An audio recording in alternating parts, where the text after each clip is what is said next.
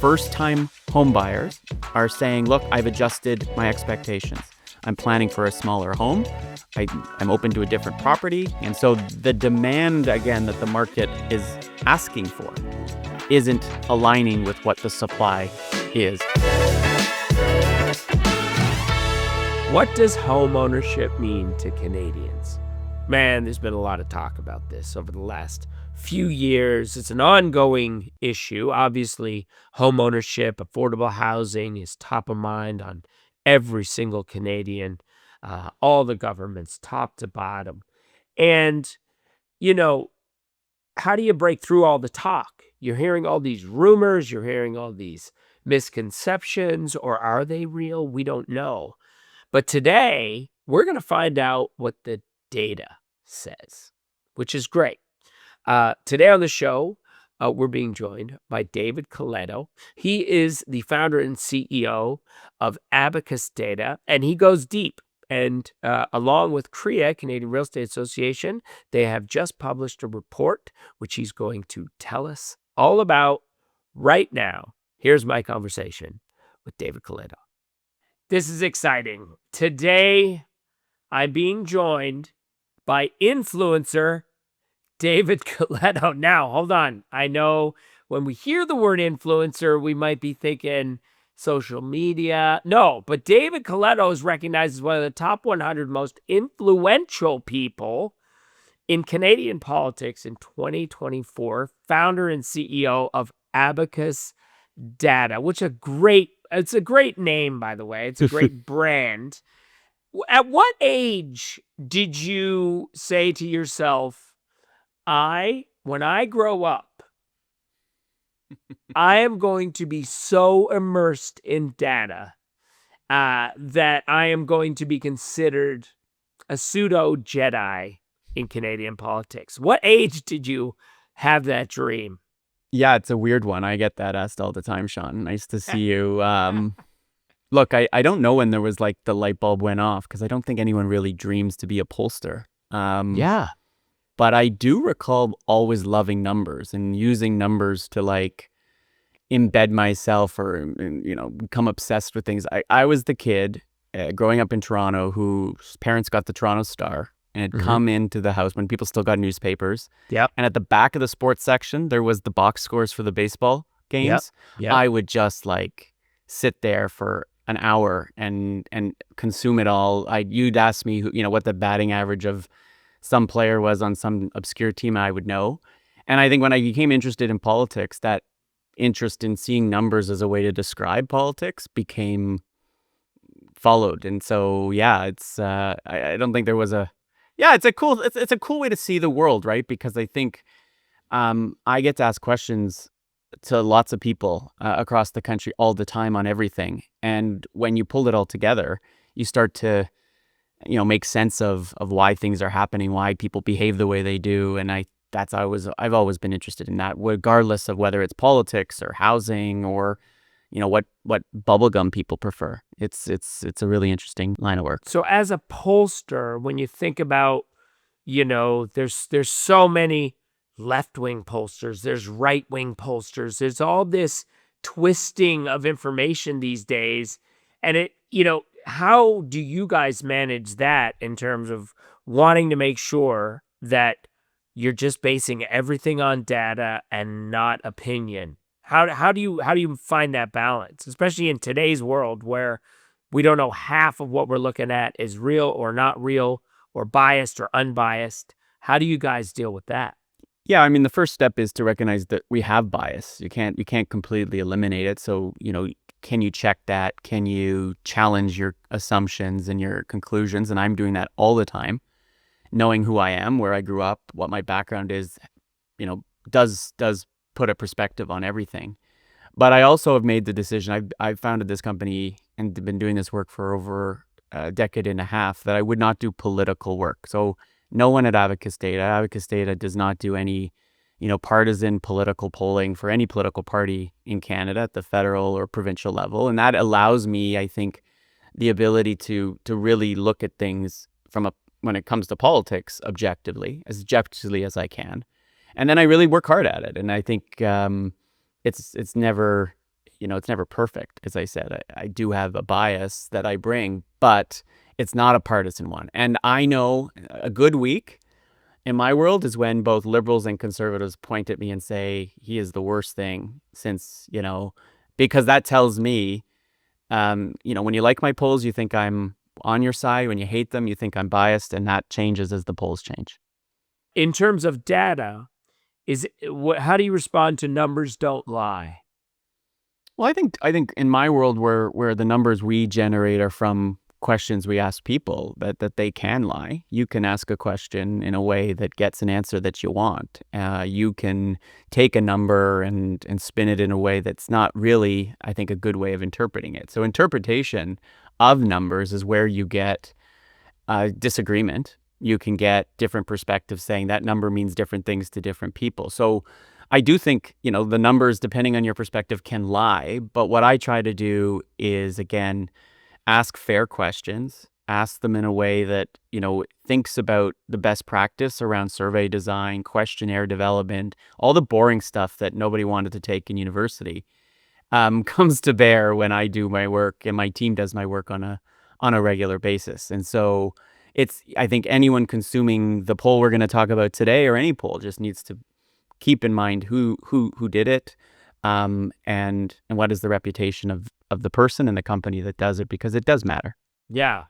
Well, here we are on Real Time. Our focus obviously is in the world of real estate. And you recently put out this report around home ownership.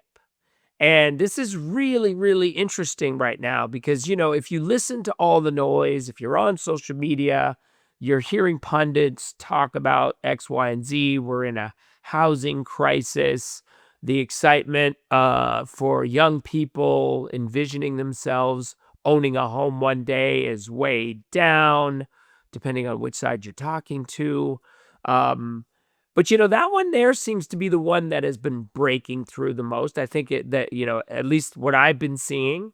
And this report kind of addresses some of that stuff. First of all, tell us about what this report is and what its focus has been. Yeah, well, last fall, in September of 2025, we partnered with the Canadian Real Estate Association and did a large national survey. Almost 4,000 Canadian adults were interviewed to explore a number of questions. One of them being, what does home ownership mean to people?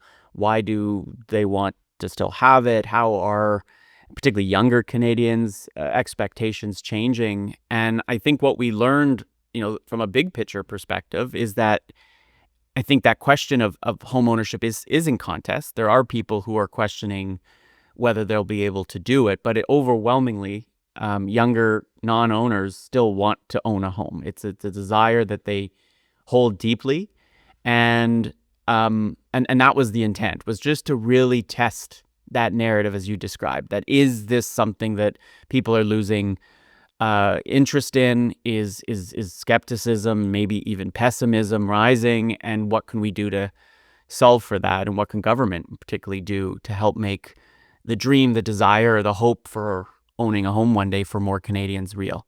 I remember when I first started thinking about wanting to buy a home, I had a guy who was my mentor in business back in the day, and he did that old school thing: save up 20% down payment, take everything you make for a full year, blah, blah, blah. Boom, you put your down payment on your house and you're in and you go.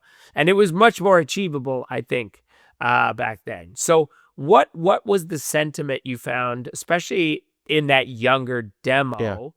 There's the report, but also what are you hearing generally about, like, what would be the alternative for some of these young people? Well, the first thing to say is, it shows up when you either ask them in surveys or I talk to them. I used to be a prof at Carleton.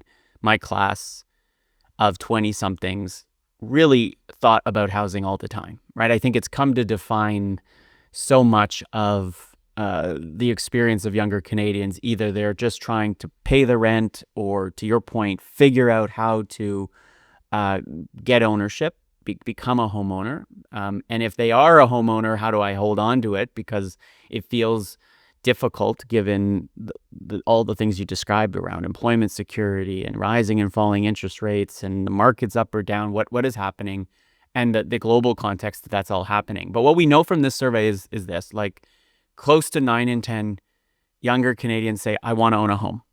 But there is some, to your point, skepticism around whether that desire is going to be achievable, right? And we've tracked this with CREA over the years that shows that, yeah, the dream, that desire still exists, but there is increased friction in it. People are looking around and saying, look, I've been waiting for years. I've been doing the things you told me to do. I've been saving as much money as I can. But every time I save, the price goes up, or it becomes harder to get, or the rules change on how much I need to save in order to get a mortgage to then buy a home. Or look, the housing's not sufficient to what I need. I don't want a 500 square foot condo. I want somewhere where maybe I have a partner or I want to have a family. So all of these variables point to a very clear North Star that still exists, that is still part of, I think, the Canadian dream, let's say, but a lot of doubt about whether the system all around people is going to make it harder for them to make that possible. And of those factors, which ones were the most like what was top of mind for young people in terms of the friction part? Was it interest rates? Was it was there enough inventory? Was it the size of house, the kind of house that they envisioned they wanted to put themselves in? Like, what were those factors? Well, I think they really point to, some of those variables that have existed for a while, their ability to save, for a down payment, the interest rates, the cost of building homes. But what this study really identified, particularly those that really were focused on wanting to achieve this goal, was, look, I don't think we're building, one, enough homes, and two, I don't think we're building enough of the kind of homes we need, the so-called missing middle, right, of the housing market, that the small condos don't fit and the detached homes are too big and out of reach, but we're not building enough in between. The stuff that is in the kinds of neighborhoods I want to live in might be slightly larger, might have certain amenities or features that I need for the lifestyle that I want, whether it be, again, having a partner in the home, having something that I can afford, and having enough space to maybe have a child or to have a dog or whatever it is you want in your life. And so it's that missing middle that really stood out, that we're building housing. People understand it. They see the governments are engaged in this, but not enough homes that people can actually live in long term is how I think a lot of younger people and Canadians generally are feeling about the kinds of housing we're building. Right. So the kinds of housing, that's interesting. So in the activation of building these new homes, I mean, I would assume obviously the government plays a big role, but there are many barriers to that happening. What are the barriers that you see in terms of actually activating this idea of, like, we're going to build 6 billion new homes in Saskatchewan alone? I think from the public's perspective, they would say that, one, it's all three levels of government, by the way, and in some ways developers who don't have the incentives to build the right kinds of homes. So I think, half of Canadians, for example, say that municipal zoning rules are holding back that missing middle, that there are... In what way? So think of a municipality, a city, a small town, whatever, basically having rules on the books that says you cannot build a triplex in this neighborhood, right? In part because people don't like it, or they want to keep the quote character of the neighborhoods the same. This is Right. only for detached homes. We're seeing changes we're seeing a lot of pressure put on municipalities to change those zoning rules, but people recognize that, this so-called NIMBYism, right? Not in my backyard. The idea that, like, people who live in certain neighborhoods, maybe with a certain type of home, don't want to see, mid-rise buildings built, don't want to see more density. And it's density that often leads to these missing middle type housing, whether it's being like a townhouse or a triplex or a low-rise multiplex kind of home. And so they do. I think we have seen over the last number of years that more and more attention has been put right down to the local level in government to change these rules, and allow for more of this to happen. And what we've seen at every level of government, provincial, federal, moving up, is how do you create the incentives for those municipalities to change the rules, and to make it more affordable to build those kinds of homes for the developers that we talked about earlier to do it. Because obviously these are businesses. They're not going to build a home they can't make money on. And right now, because of the cost of land and the cost of labor and the cost of getting loans for many projects, it's just really expensive to build an actual home. And those are the things that I think public policy advocates like CREA are trying to solve for. Right. When we think of home ownership and the dream of home ownership, I'm sure, for my idea, I mean, I grew up in a tiny trailer in small town Newfoundland with my mom and my wiener dog and my sister Ronnie. And so it was actually how I got introduced to CREA, because I talked at their conference, and it was really fun to go through every single place that I had lived ever since I was a baby, and go back and look at all these spaces and look at all that. And so the idea of what it is that makes me quote unquote comfortable, or what I would imagine I would like to have in a house, has changed so much over the years.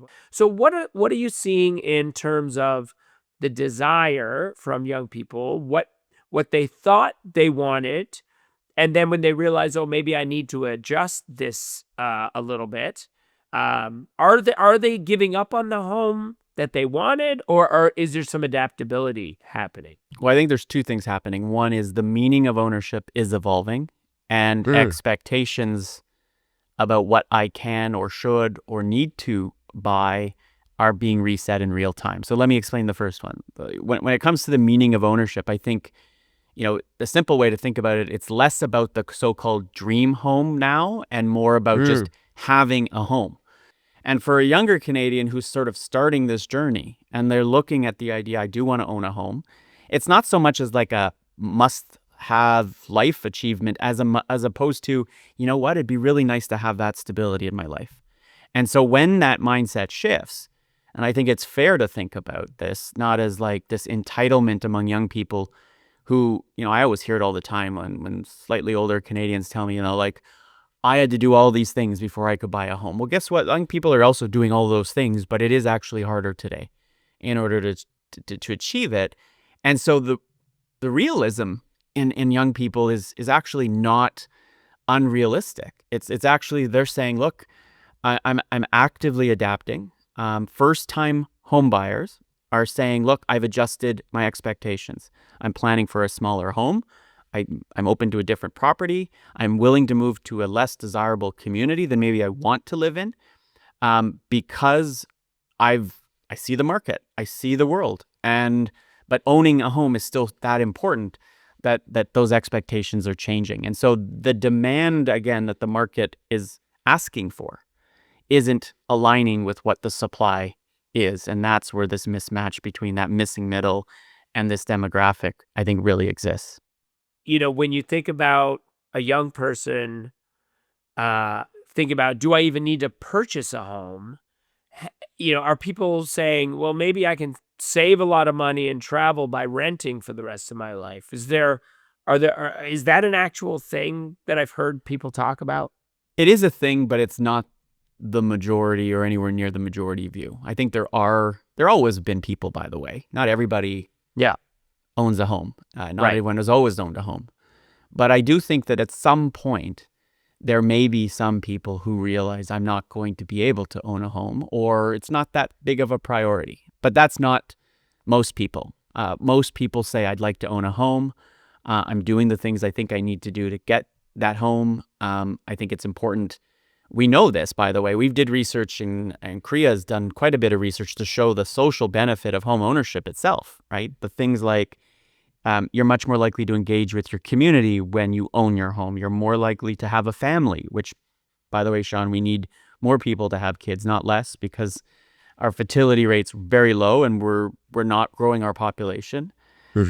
People feel more secure and safe, and they're willing to take more risks when they have that anchor in their lives. So the social benefit of home ownership is pretty well known, and some people believe the economic benefit is particularly true. We see data that suggests those younger Canadians, say think of millennials, those now in their 30s and 40s, those who own their home are substantially better off financially in terms of their wealth, in terms of a whole bunch of variables than those who don't. So it's actually encouraging more inequality, this gap between those who can buy and those who don't. And what I think COVID did, like so many other things, is it reset in some ways where we could live, right? If you were able to work from home, it meant you could live farther away, maybe entirely from where you work. I know lots of folks that have moved from central Canada out to where you are, Sean, in the East Coast, because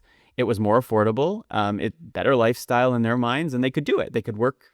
That's shifting back now as more and more employers are asking or forcing their employees back into the office. And so, again, at one point, people could drive as far as they could to afford something. That pressure is back on now. So I think we are seeing, again, that demand for this appropriate housing is going to continue to increase and put pressure on policymakers to adjust how the incentives exist, and will create the space, I think, for this kind of housing to be built, because this is a large generation still who are asking for these kinds of changes. So, we're going to talk more about the missing middle in a bit, but I am curious, as you're talking about people having to come to the realization, maybe I have to move outward from where I work. But like when I think about downtown Toronto, I know everybody's, all about Toronto, but Toronto is a place that I can relate to because I moved from Newfoundland to Mississauga. So I was on the outskirts of Toronto, and I would always come downtown. And this is way back in like the 90s.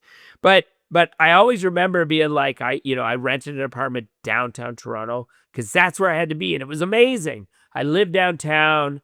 My career launched downtown. I didn't have to buy a car. I didn't have to own a car. I could get around downtown. It was great. But since I left, that has changed dramatically, I think. So when young people, is there still that hot desire by young people to be like, I want my own pad downtown, condo, cool, hip, in the mix, urban lifestyle? Is that like getting hotter, or is it getting less and more people are thinking, Brampton, Oshawa, out? Look, I don't think there's a simple, clear answer. I think there's still demand for living in the center of large cities. For all the reasons you just described, particularly if you don't have a family, or you're deeply committed to your career, or you love the energy that living in a downtown space provides and the amenities that it provides. There's still going to be demand for it. But what we see is that the moment that your life stage or cycle or preference shifts, downtown doesn't provide the kinds of space. So most of the new condos that were built in Vancouver, Montreal, Toronto, Halifax, Ottawa, where I live, downtown are not 3 bedrooms, with 1,200 square feet. They're, studios or 1 bedrooms of 500 to 600 square feet. And that is, and so at some point in your life, that will not be sufficient, right? There's not enough space. And so that is what I think is happening. And so, but because affordability around many of these markets has been so difficult, you actually are finding that people are willing to drive. Let's say use the GTA, the Greater Toronto Area as an example. You said Mississauga, but for now, if you are like a 32-year-old ready to move out of that, maybe if you were lucky to own that first condo and move to a larger place, you can't afford Mississauga. And maybe if you know geography, you can't afford Burlington. So you're going all the way maybe to Milton, which is maybe an hour outside of the downtown core, because that's the place you can actually afford to buy a home, whether that be a townhouse or detached or a semi. And so that drive to afford has become a choice that a lot of people have had to make. Okay, David, I would love to get into some more specifics about this report. I mean, there's a lot of misconceptions out there. about the desire for home ownership. Can you tell us a little bit the numbers? What do the numbers say? Can you get down into the details a little more about what some of these numbers tell us about the desire for home ownership? Yeah, so let's just sort of level set. So when you look at all Canadians who don't currently own a home and you ask them, would you like to own a home someday? 65% say yes. Among those under 30, it rises to 86%, which is close to almost everybody. It's not everybody, but it's close to it. Yeah. Among families with young kids who don't currently own their home, that's 84% would like to own a home someday. So again, there are some people later in life who don't own a home who said, look, I don't want to. It's not important. But it's still something that's a desire for most. And overall, just over half of Canadians say that owning a home is important to them. It's the difference between I want to and it's important. And so I think only 11% say it's not. And so the aspiration is still very much there. And as we discussed earlier, that pathway though to achieving it just feels narrower and narrower. And the longer sort of we talk about this, the longer it seems that we can't make progress, the more skepticism I think that people have. Right.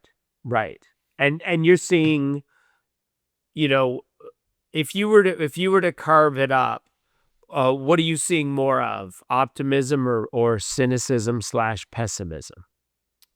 I think, unfortunately, it's more pessimism right now. I think there is still this about a 1 in 3 non-owners who want to own who say, look, I'm still optimistic. It's going to happen for me. I think it's all all the things that I need to do and need to come together are going to come together. But there's a whole bunch more people who look around and say, look, I don't know. There's so many variables. There's so much change happening that this just may not happen. And they're losing some hope in it. I think that is clear. And what's really important is that that emotional state has an effect on a whole bunch of other things.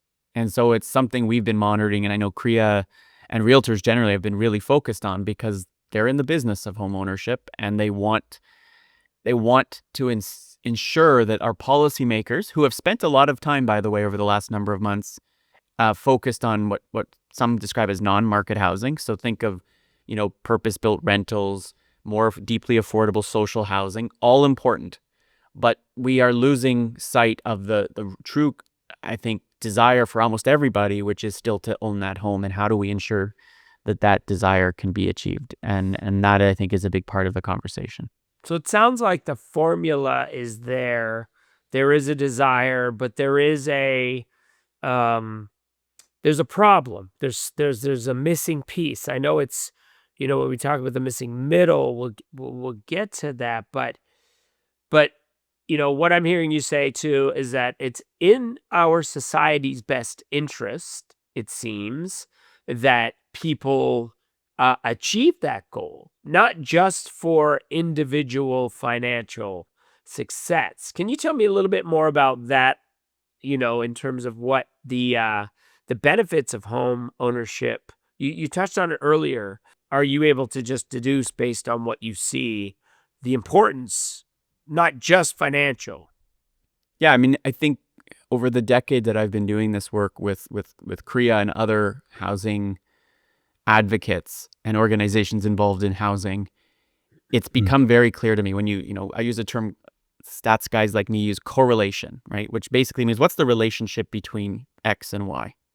And you're basically asking what's the relationship between solving the housing crisis, solving the home ownership dilemma that we face, and a bunch of other things. And what's clear to me is there's 4 or 5 variables in which housing is at the center of, right? We have seen, for example, in other research we've done, a rise in the number of Canadians who think our immigration levels are too high, that we need to turn off all immigration to Canada.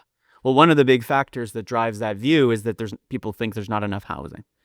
2, we have a productivity problem in Canada, right? An economic productivity problem. That is not a sense of, by the way, that we don't work hard enough. It's that the input we put into our work doesn't produce enough. And how do you solve for that? Well, make it easier for people to get to work.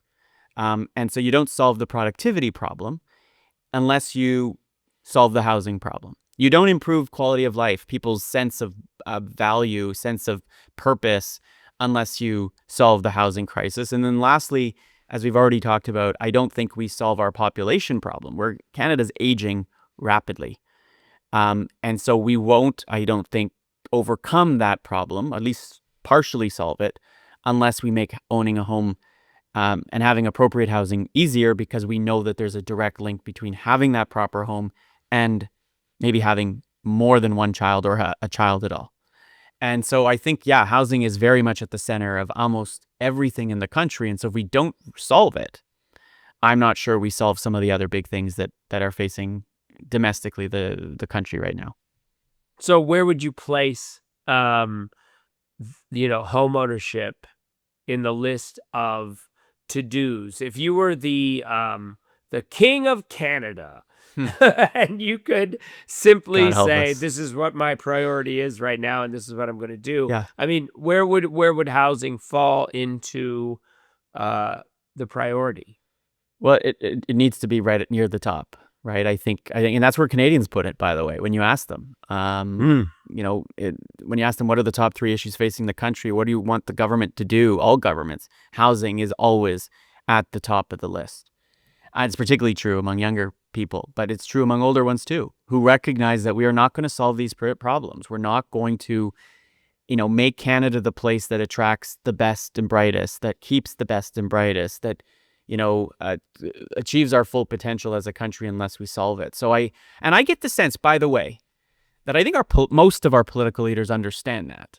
The question, though, is, are they doing the right things? And I'm not a policy expert on housing, but a lot of the things the public thinks we should do, build more smaller attainable homes, put policies in place that make homeownership more realistic, ensure that the incentives are there for home builders to build in the right neighborhoods and build the right kinds of homes, kind of are common sense to most people, and that they don't understand why we aren't doing them. And so I think we are seeing progress, in my view, but there's still far more to do. And I think it requires advocacy on the part of realtors and anyone who wants to see housing at the center of every government's policy agenda. So, I hear the term affordable housing a lot. What does that mean in your mind? Well, I think it means different things depending on who you are, but generally it means I can get a home, I can own, I can rent, I can live in a place that I can afford, that it doesn't stretch my budget to the point where I'm making choices like whether to feed my family, whether to make other difficult choices because I've got to pay the rent or the mortgage or whatever it might be. And I think most Canadians, regardless of their age, say that housing in their neighborhoods is unaffordable. There hasn't been any hope that it's getting more affordable. And so that notion of affordable housing is simply, do I feel that at the end of every month that not too much of my income is going to pay for putting a roof over my head? And that, I think, is fundamentally what affordability is. It's a relative measure, because if you make more money, you can afford more. But it is simply that idea that, my housing isn't completely making everything else impossible to achieve. I left America like almost a year ago to move back to Canada, and the difference in that feeling of community and Canada as a whole, regardless of the divide politically, it feels much more united. And that's the one thing I'm hearing a lot about in terms of the housing crisis, is that there is a true desire for on all levels of government, society, and so on. They want this to get better. So what, in your mind, that you're seeing, at least in the data, is the solution to this? Well, I think it's twofold. I think one is we have to solve the supply side of this equation. So what homes are we building? Are we building enough of them? Are we building the right ones, right? And I think over the last 5 or 6 years, the public broadly has moved from thinking the problem was fundamentally about their inability to pay or afford the home to recognizing that it's much more about supply, that we're just not building enough. Our population grew really rapidly, between 2022 and 2024. And the planning around that increase in our population was really bad. And that meant that we put an extra amount of pressure on all parts of the housing market. And that is a lasting experience in people's minds. So I think, we are seeing, in indicators of that NIMBYism I talked about earlier, that not in my backyard, I don't want to see that house there, starting to weaken because no one can justify that position anymore. That it just doesn't make sense to be able to say, we shouldn't build that here because I don't like the way that looks, when we know that so many people don't even have a house, and are having a hard time finding an affordable one.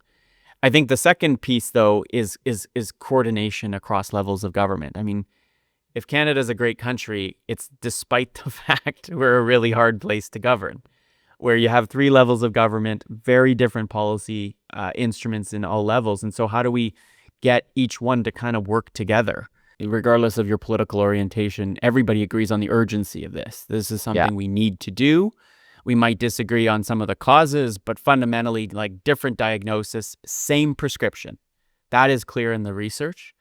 And that's the optimistic piece, is that we are all rowing in that direction. This isn't a divisive political issue, which sometimes is a problem for politics, because politicians like division sometimes because they can win on it. But this is one where I think we are very much aligned. And the optimistic take on all of this is, like, we can do this. And as much as the world is forcing us to explore our relationships with other countries, question our relationship with the United States, the fact is we have all the wood we need to build homes. We have a lot of the labor. We have lots of land.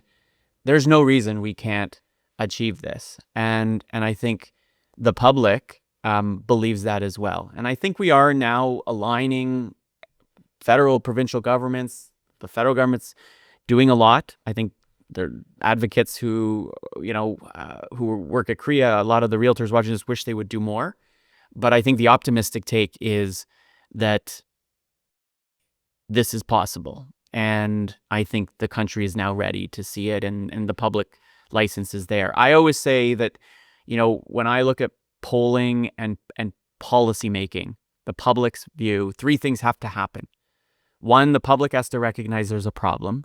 2, they have to believe there are viable solutions to the problem. And 3, there's got to be political will. They've got to be willing to vote for it, be willing to force their politicians to act. And it's undoubtedly all 3 are now in place. For a long time, the public's recognized it's a problem. For a long time, they've agreed there are solutions that just aren't being done. And I think we're seeing in election after election at all levels of government, there is a sizable number of voters who say, I'm going to pick who I support based on where they land on housing.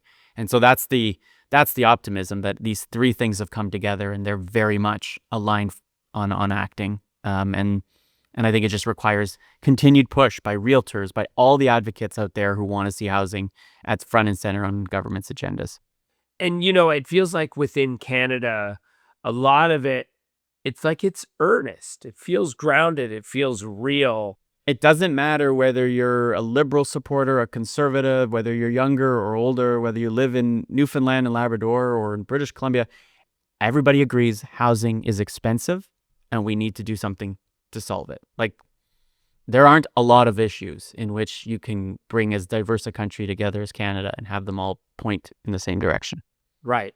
And so this report has gone a long way in identifying the fact that there's still a desire there. And, with working with CREA and going to government, they need to not only acknowledge that there's a problem, but there needs to be action now. And does a report like this help activate that? Because it's non-biased, it's very clear, it's all in the numbers. Is that something that you see being a very valuable thing to activate change? Yeah, look, I think good data helps make good decisions. And I think what we learned from the research we did over the last few months is that, 1, Canadians are adapting faster than the housing market is. They're not asking for perfection. Like, they're just asking for something attainable. And that the missing middle of housing, those, smaller, not what's it all in between the condo and the single detached home is the clearest pressure point, because it's where like this affordability we talked about, Sean, meets livability. Like we only sometimes talk affordability, but like people still need a place that fits with the life that they want, and they're changing those expectations. So I think ownership becomes realistic again for a lot of families and first-time buyers when we make those kinds of changes. And so those changes, those expectations are changing. Now they just simply want governments and the market to change what gets built, and then they believe they'll be able to achieve that goal, that dream of owning a home, which again, almost everybody under 30 still believes is possible. What can agents do when they're talking to clients to try to, I don't know what exactly it is that they would do, but there's this information is very valuable. That must give them some clear insight into the kind of guidance that they can give their clients. Well, yeah, to their clients in terms of thinking about the demand that's there and how to better serve your clients. I also think there's a lesson here. One is don't be afraid to advocate for home ownership, because the public's behind you. The public wants it. Right. Two, you got to engage with those policymakers. As much as the polling lays this out, and politicians love polls, they also knock on people's doors, and they need to hear from people that housing's top of mind. And so that's another place that realtors can continue to, focus the public and make sure the politicians hear that from the people who live in their communities. I mean, apart from the politicians, I always say the realtors are probably some of the best known people in a community, because their faces are all over like bus stops and all over on signs and stuff. And so they have a role to play and are the strong advocates for a good housing market. And I think this data just gives them the proof points that the public's behind them, and they've got the social license to push this issue forward. Where can people read the reports? So we've got a bunch of reports that we've put on our website, abacusdata.ca. You can also find more information on CREA, the Canadian Real Estate Association's website. Easy search Google, Abacus, Housing, CREA, and you'll find all the details of the polls that we talked about here, Sean. Awesome. David, thank you so much, man. This has been so insightful. And, even though the winds are cold and they're a little bit in your face, and there's a bit of sleet, and it's kind of uncomfortable pressing forward, I think there's a warm wind at our back. And I think the future is brighter than it may appear right now, especially with the public sentiment being as it is in terms of the dream and desire for homeownership is still there, and the numbers bear it out. It does. And that's, I think as long as the public puts that pressure on policymakers, on the demand is there for developers, I think markets usually respond. And that's what keeps me hopeful that we're going to solve this. And I'm going to keep working on trying to understand how people move and how to move them and what they want, because I think that's the best way to do it. Awesome. Thank you, David Coletto. I appreciate you. And happy 2026. It's going to be a good one. Thanks, Sean. Great to see you. Take care. Cheers. Well, thanks so much, David, for those amazing insights. And look, the data says there is still a great desire by the majority of Canadians to own a home in this country, regardless of the headwinds. But there is that glimmer of optimism that is there, and I'm heartened to hear that. And it's not just an opinion. The data shows that is there. But there's still work to be done, people. So get out there, advocate for these changes that need to happen on all levels of government, and your policymakers. Get out there, bang on the doors, and tell them, let's get this thing going, because the desire is there. Again, thank you to David Coletto from Abacus Data for sharing his insights. And if you like today's episode, please go and subscribe wherever you digest your favorite podcasts. Of course, Real Time is brought to you by the Canadian Real Estate Association. Production brought to you by Alphabet Creative. My name is Sean Majumder. Thanks for joining us on Real Time, and we'll see you next time on Real Time.